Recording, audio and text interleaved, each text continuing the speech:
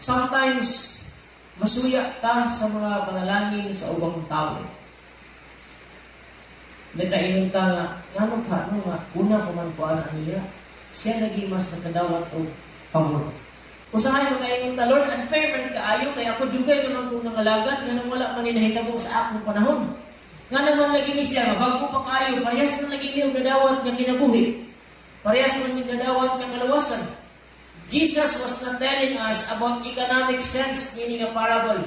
Kung saan maglibo ka mga tao, kung saan din nila pag-translate ng story, kung saan din nila paghatag kinabuhi ng storya, nga unsa na klase ang hunahuna atong landowner, nga iya mang gitagaan o dako nga sweldo ang katong trabaho kung sa kauras.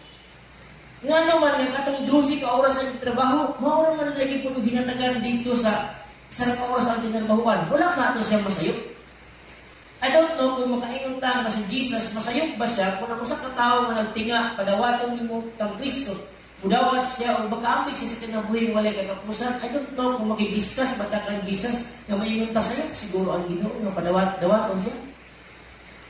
Pero kung atong lantawan diri, it's not about counting. Ang kinabuhi sa Kristohanon dili pagpangwinta.